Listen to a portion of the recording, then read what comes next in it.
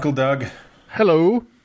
There was a movie when we were kids called The Never-Ending Story. Yes. And Shut up. Its betrayal was made incredibly keen by the release of The Never-Ending Story Part 2. So, and there was a really freaky mechanical dog dragon that gave me nightmares. But that was so nightmare-inducing. Did you know that I just read that there is a museum, I think in Germany, where you can actually see that dog dragon, creepy dog dragon. Yeah, and other props from that movie. Well, I yearn to go there. But until then, we are on The Never-Ending Story Part 4. Should we see if we can have an ending to our own never-ending story? It's going to end. You guys, I'm ending it. This is the last one. I don't care what happens. What are you going to talk about today, Uncle Dan? Oh, my God. Exodus. Look, every week for the last 3 weeks, I have started in with the goal of getting through the story of the biblical Exodus that week. And then every time I've tried, the Lord kept throwing one lunatic detail in after another at me, forcing me to take all this time on the bizarre or absurd or literally impossible minutiae, and then I had to continue to the next week. So I'm excited. I have high hopes because I believe, like the Rocky franchise, Part 4 is going to be the best. Yes. Call me Clubber Lang. That's Part 3. Oh, God damn it. Okay. Well, Ivan Drago. There's a new Rambo coming out. Did you guys know that? Yeah. Called Last Blood. Seriously, it's happening. Yeah. So nothing but good things in the world. Here we go. Yes. I'm gonna get us through this goddamn thing. So when last we left our people, I'm not gonna do a recap, but our chosen people. Exodus chapter 18 is an entire chapter in which the only thing that happens is that Moses' father-in-law Jethro comes to visit and teaches Moses that maybe it wouldn't be the best idea in the world for him to handle every petty squabble among the 1 million+ people he's leading through the desert. Has Jethro, has Moses' father been a part of the story at all until It's now? his father-in-law. Oh. So yes, he was a part. So you remember when I started this? When I don't remember that. No, of course not. It was 1 million years ago. But actually, Moses was working as a shepherd. That's right. I do remember for that, his father-in-law. Okay. Yeah. So it's all true. It's all true. It all lines up. So Jethro has this genius idea that nobody had ever thought of before to appoint representatives to handle the boring stuff. Oh. Great. It's a really smart thing. Anyway, now we come to chapter 19, and this is apparently the first day of the 3rd month since they left Egypt. So, okay. So I guess that means it's been 2 months. I'm not sure on the math on that. Anyway, Yeah, don't do that. Anyway, now we come to chapter 19. This is apparently the first day of the 3rd month since they left Egypt, and they finally made it to Mount Sinai. So to give you a sense of the distance that they've traveled, it's tough to know for sure, but something like 260 miles. They've made it in a couple months. All right. That's roughly the same as walking from Salt Lake City to Cedar City for you Utahns, or walking from Santa Barbara to San Diego, which, considering Southern California traffic, might take less time than driving, depending on the day. Yeah. Or a little further than New York to Boston, or New York to D.C., or London to Lancaster, or Rome to Florence, or Tokyo to Ishinomaki. So... Comparative distances with Dan. For reference, you guys, I like to go down dumb rabbit holes. Anyway, they're camped at the foot of Mount Sinai, and the Lord calls to Moses from the mountain and says, "Psst, Moses, come here. Okay, here's what I want you to tell the people." And I'll just quote the Bible here. "You yourselves have seen what I did to Egypt, and how I carried you on eagle's wings and brought you to myself. Now, if you obey me fully and keep my covenant, then out of all the nations you will be my treasured possession. Although the whole earth is mine, you will be for me a kingdom of priests and a holy nation. These are the words you are to speak to the Israelites." All right. And then the rest of God's beloved children throughout the world said collectively, "Gee, thanks, asshole." Fuck you, dude. God. Yeah. So there you go. Apparently they're to be And also, not for nothing, but is this not the epitome of gaslighting? His version of carrying these people on the wings of eagles is to put them through horrific plagues, get them chased by Pharaoh, have them almost starve multiple times in the desert, and then live off ground bird shit wafers forever. Yeah. And add to that the fact that he purposefully constructed his covenant to be completely counter to human nature. It's pretty much impossible to obey fully. So we as a species we're just not capable of it. And he's a good God. I would think that the rest of the communities of the world would be thankful to have not been the chosen ones. Right? Yeah. Yeah. It has not worked out super well. Not yet. Yeah. But he keeps promising it's going to happen any moment now. We're gonna feel great. So the Israelites anyway agree to be good little children forevermore, and that's good enough for the great I Am. And he appears to Moses in a dense cloud, and all the people hear him talking to Moses, which is God's way of ensuring that they'll always put their trust in Moses. It's a good trick. Should work out just great. Right. So there's a lot of craziness on the mountain, thunder and trumpet sounds and fire and smoke, because the Lord came down to it. And then there was quite a bit of discussion as to who could come up. And basically the Lord decided that only Moses and Aaron would come up to talk to him. And none of the people, even the priests, were allowed to rush the gates or they'd die. So also pay no attention to the man behind the curtain. Right. So Moses and Aaron head up the mountain to chapter 20 to receive the 10 Commandments. We did it! Boy. We made it to the 10 Commandments! We're almost done! And now I won't actually go through the commandments themselves. If you want to know more about those, and they are not as simple a subject as we're all led to believe, I'll refer you to episode 17, and then Mark's sneaky addendum in episode 28. Suffice it to say that the first 4 are all about worship me the most. Yes. And the rest are a collection of the most obvious rules possible and a couple of things that don't really matter. And really also don't like a thing a lot. Yeah, don't for whatever you do, don't like stuff. Yeah, especially if somebody else has that stuff, don't want it. Yeah, if that ox in your neighbor's yard is really attractive, stop it. Right. Well, stop a it. tremendous number of omissions of very obvious things as well. Yes, indeed. But hold your horses. We'll get there. Anyway, this isn't where we get the stone tablets. I was confused about that. I thought that that's what was happening now. No, that's not for another 4 chapters. The Lord just says the 10 Commandments to them. And it's not at all clear in the writing who he says them to. I was about to ask. It's likely to Moses and Aaron, but possibly to everybody? Like, immediately after God says it, the people are all terrified and ask Moses to be the go-between for them and God, so they won't have to hear God speak because they'll die. So it feels like everybody may have heard it. It's badly written. It's unclear. Anyway, Moses comforts their terror with this charming paradox. Do not be afraid. God has come to test you so that the fear of God will be with you to keep you from sinning. That's not how fear works. Well, yes, exactly. Yeah. Definitely fear, but don't. Right. And they did, or didn't. So if you thought that the God of Abraham and Isaac and Jacob was going to be satisfied with just 10 rules, you haven't been paying attention.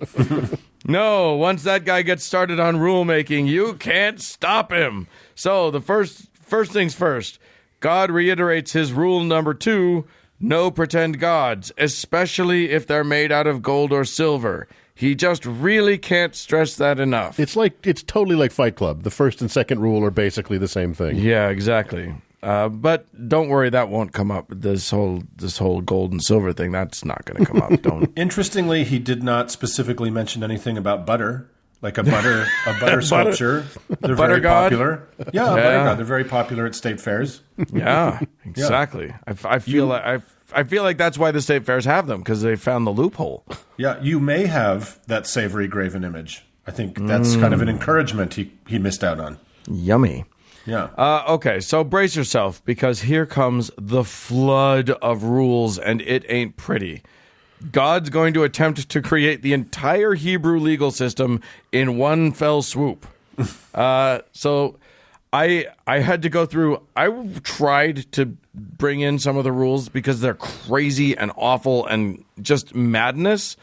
But honestly, I don't have time to get into all of it. It's chapter after chapter after chapter of this goddamn book. The first set is what to do with mentioned. Let's just say yes. Yeah. The first set is a bunch of rules about what to do with your slaves. So that's nice. And my guess is not free them. No. Right. Well, actually, you do have to free them if they're male and they've been under your employ for 6 years and they were given to you or sold to you. And anyway, it's complicated. It's better to. I will say this: it's better to be a male slave than a female slave. Let's just leave it at that. But I do love the fact that they've been 2.5 months out from their bondage, their captivity in Egypt, and already they've got a whole hierarchy thing happening with their own slaves. So right, exactly. Real cute. They definitely had a chance to create a new and healthy society. Lessons learned. That's what they went with. Anyway, there's a long section next regarding rules about personal injuries. Holy shit, that is not a good way to run a society. This is, by the way, where we get one of those great verses to use on Christian anti-abortion nuts to prove that the Bible does not consider a fetus a human. That would be Exodus 21, verse 22, which says that if men are fighting and they hurt a pregnant woman and she loses the baby, but the woman is fine, then the guy is to be punished with a fine. But if the woman dies, then it's a life for a life. Right. And I think that's you covered that in Numbers too. Yeah, so he tends to repeat himself, doesn't he? Yeah, well, there you go. So anyway, pretty clear stuff. There are rules about if you poke out a servant's eye. There are rules about if you dig a pit and somebody's ox fall in. It is extensive. How many rules he is getting fucking specific. Then there's the personal property section. So if you kill a thief at night, that's fine. But if you kill him after sunrise, you're guilty of bloodshed. There's rules about illegal possession of a donkey. Then there's the social responsibility section. The first rule in this section is about if a man sleeps with a woman who isn't yet spoken for by another man, that man must then pay the bride price. That's the phrase in the Bible, the bride price. And then she shall be his wife. Cool. Want to ask the woman what her take is on any of this? No. Cool. Anyway, finally, we get back to the action. So, we've made it through 4 chapters of bullshit, and we're back into, I'll skip all the stuff about how the Lord's going to totally give them that land of milk and honey just real soon. But the Lord calls Moses up to the mountain. Apparently he was back down again. And Moses grabs his right-hand dude, Joshua, this time, and they go up. Or did they? Because the narrative gets a little weird. I'm thinking that maybe what actually happens is that there are various base camps going up, because he gets all of the elders of the thing, and they go up part way, and then he and Joshua go up another part way, and then I think he leaves Joshua behind and goes up the rest of the summits. Like an Everest expedition. Yeah, exactly. Joshua is his Tenzing Norgay. Anyway, up they go, and Moses has to wait at base camp 2 for 6 days because of God clouds that are surrounding things. And then on the 7th day, God called him up into the cloud to the top of the mountain, and he stayed there for 40 days and 40 nights. That is a long time to hang out on the top of what Google image search assures me is an entirely barren mountain. Right. In that time, more rules. Holy shit. Make a tabernacle. Make an ark that will melt a Nazi face if they open it. 7 fucking chapters of tabernacle rules. Jesus Christ, can we please finish this story? Finally, so I'm skipping all of that. I mean, it is specific about what the tabernacle needs to be. Yeah, right. Yeah. How many cubits on a side and all that shit. What fabrics to use and what. And by the way, how do they have all of these like scarlet fabrics and whatever? Who knew that God was such a bitchy interior designer? Oh my God, it is crazy. Yeah. Finally, in chapter 32, we get the story of the golden calf. Yay! Moses has been gone like a month, and that's a long time, but not that long. Not in smelting time. Right? I mean, come on. Come on. It's not enough time that everybody forgets about God and is like, we got to have something. I guess the temptation to worship a golden idol is pretty fucking strong. Yeah. And by the way, who is the ringleader who convinces everybody to give up their gold so they can melt it down and form it into the image of a calf? Was it Dathan, the Israelite grumbler-in-chief from the movie? No. Cecil B. DeMille just made that guy up.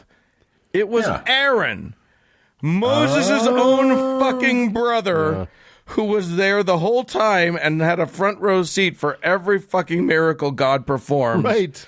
And like his brother's gone for less than 2 months. And he's like, oh, you know what, guys? Obviously, this is all bullshit. Let's make us a cow. Have you guys ever seen a golden cow? They're pretty fucking cool. You know what I mean? We've joked about this before with the Israelites, but they have no God permanence, right? Yeah. Totally. The second the God is out of frame, it's like, well, here we go. Ting, ting, ting, ting. Yeah. And then everybody did. They just went with it. They're like, oh, we worship a gold calf now? Cool. And God is furious. And Moses is furious. And in his fury, Moses goes down and he breaks the brand new stone tablets that God made especially for him. And he grabs the calf and he burns it in the fire, then grinds it down into a powder. Pretty sure that's not how gold works at all. And scatters it into the water and makes the Israelites drink it. It's a bit dramatic. Yeah. Right? Yeah. These days, if you want table service with a bottle of Goldschlager, you got to pay for that shit. Yeah. Right? I could go on and talk about more crazy shit that happens, but I am going to stop here because the whole time through all 4 weeks that I have delved into this story, I have wanted to get to a single question. Yeah. Look, you're a Hebrew slave. The God you've been taught to worship your whole life has suddenly become very active. Like, it's not the God that we all grew up with, who you're just assured is there, and maybe in an MRI you sort of get a sense that you get a warm tingle feeling. No. This is he has parted a sea for you. He has destroyed your enemies. He has fed you in the desert, but also made it crystal clear that if you piss him off, he will fucking wreck you. Right. Yeah.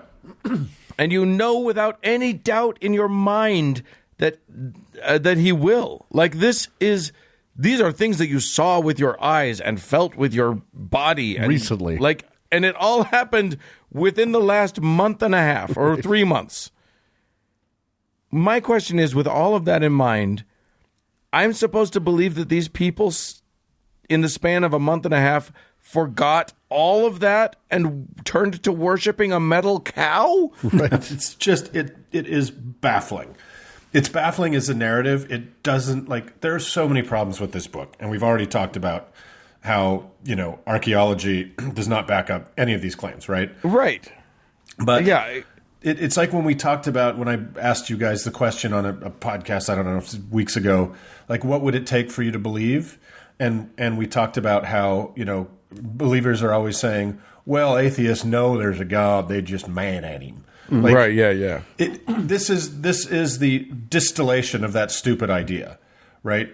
This God has proven in very weird ways that he exists. Yeah, to these people. He hasn't proven that he's a good person or that, but he has certainly proven that he has magical powers beyond anything anybody has ever seen. Yeah, which godlike, right? This is a godlike entity, and even if it's a bad one, which it is, but even if it's an evil god, don't piss him off. Right, this is real to you. He has literally you just heard him less than a month ago. Right. You heard his own voice come down from the mountain and say, don't fucking worship anybody else.